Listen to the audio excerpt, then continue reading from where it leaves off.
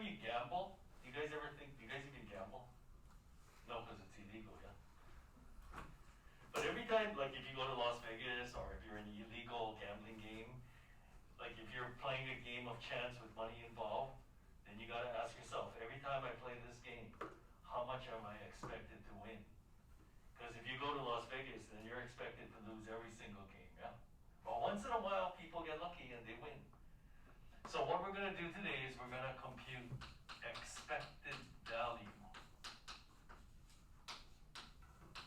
Every time you play a game of chance with money involved, how much are you expected to win or lose? That's called expected value. Now, in order to compute expected value, it's really easy. You just simply multiply the probabilities by what you're going to win or lose, and then you add them all up. It's very, very simple. But you have to be able to compute probabilities. That's the thing. So let's look at two examples, and then I'll give you the rest of the time to do your homework. Okay. So let me make up a game here. Suppose you toss a coin 3 times. Okay, so toss a coin 3 times.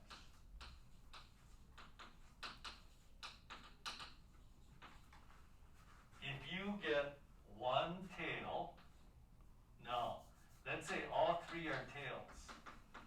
If all 3 are tails, you will win, how much are you going to win? $5. If you get 2 tails, you win $3. If you get 1 tail, you will win $1. But if you get no tails, you will lose, I don't know. How much are you going to lose here? 100. No. Who's going to play this game if you do that? Let's say $4. What is your expected value when you play this game? So the first thing you got to do is you have to compute the probability of each of these things happening. Okay, you guys should know this because this was a previous problem. Toss a coin 3 times. Hope you guys know already. What's the probability of getting 3 tails? 1/8. Everybody got that? What's the probability of tossing 2 tails? 3/8. How did you get that? Well, boys, remember what we remember binomial probability in the 3rd row of Pascal's triangle? 1, 3, 3, 1. Anyway, if you can't figure it out like that, then you got to do something, yeah? What's the probability of getting 2 tails? Well, let's do a specific case. Tail on the first, tail on the second, head on the third. What's the probability of tossing a tail? 1/2. What about a tail? What about a head? But now, how many different orders can they have? How many 3-letter words can you make?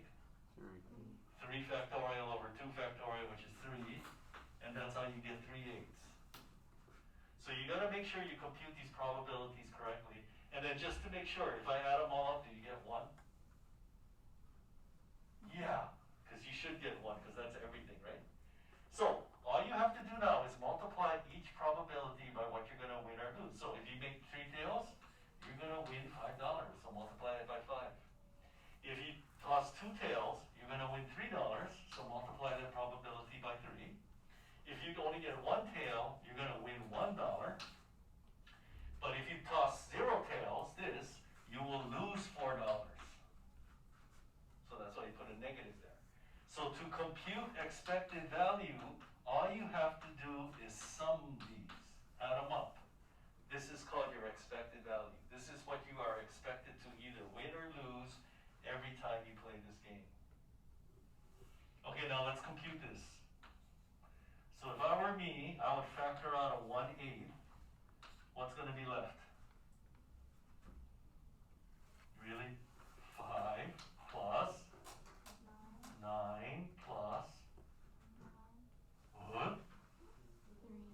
3 minus 4. And then if you add up those numbers, what is 5 plus 9 plus 3 minus 4? 13, which is equal to 13/8, which is 1/8 1 5/8, which is 1.625. So every time you play this game, you're expected to win $1.63 above. That's pretty good. Anytime your expected value is positive, you should play this game. Because if you played this game a million times, you would probably win about $1.625 million. But of course, there's no real game like this. Yeah, that's the thing. Because if you go to Las Vegas and you play one of those games there, your expected value is negative. That's how Las Vegas makes money.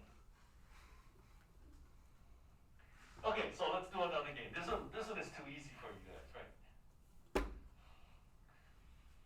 Okay, let's say you have a spinner. What kind of a spinner am I going to give you? So 1, 2, 3. Here's a spinner. Okay, we're going to make this game a little more complicated.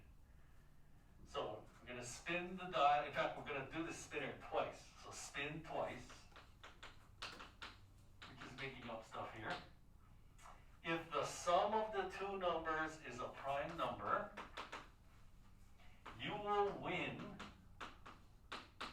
$10.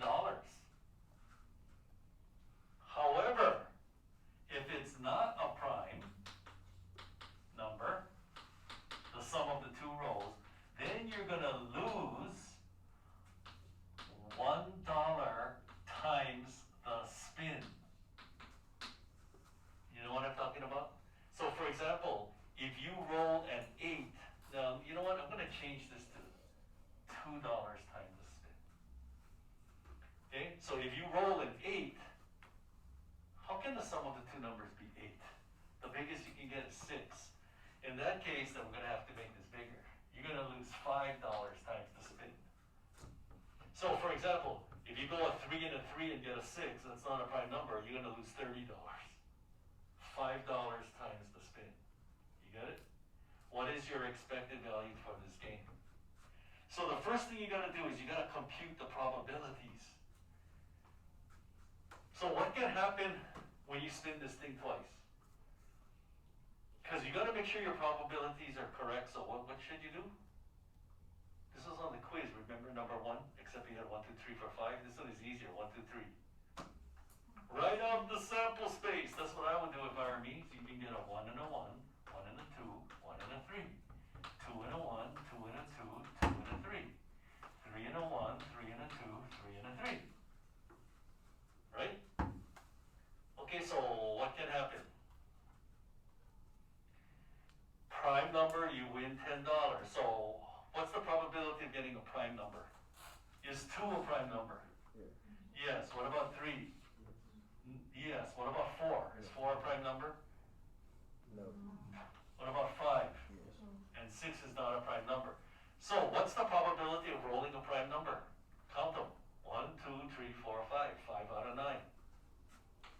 That's the probability. So we're going to compute expected value. So you multiply the probability by what you're going to win or lose. In this case, $10. Now, what's the probability of not getting a prime? Well, you can see that it's 4 9s, but can I just put 4 9s there? No, because then you got to multiply by a different amount. Because if you roll a 4, you're going to lose $20, right? 4 times 5. If you roll a 6, you're going to lose 6 times 5, $30.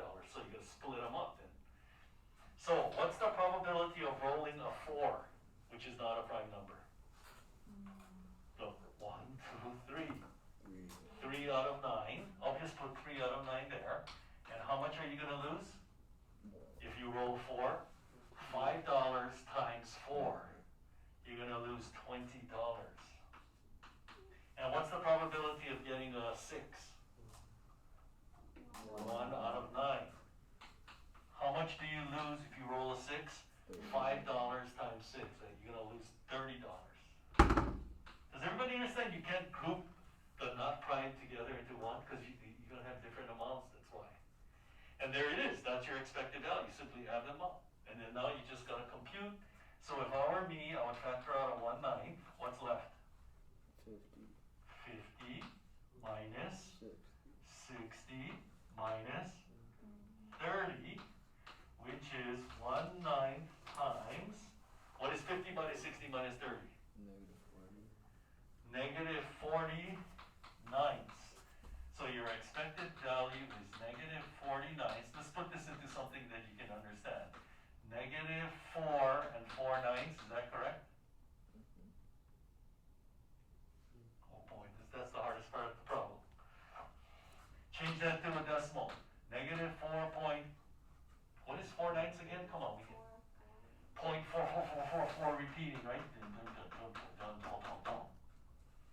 So that means every time you play this game, you're expected to lose $4.44. So if you were to play this game 1,000,000 times, you would probably lose $4.44444 million. That's how Las Vegas makes money. You got to make sure the other person has a negative expected value. All right, so not difficult. The hardest part for you guys is computing the probabilities. So you got to make sure you get that part correct.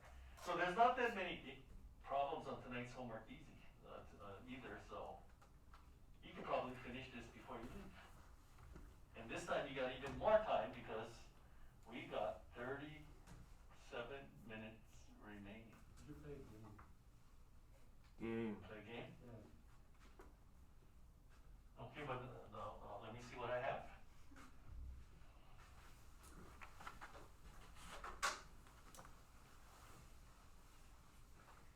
Oh, did we play the most used letters in the English language? Yeah. Okay, get rid of that.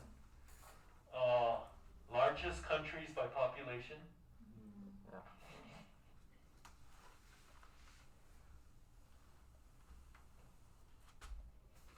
I'm sure we played this then. The best snacks? We played that? Okay, what was number one then? What's the number one best snack? Any kind of snack. Skittles. Okay, we never played that game. We're gonna play the game. Do you want me to stop again? Yeah. Oh, no, I can do it. I thought you were pointing to the bathroom. No. No, I don't want you, only I touch this.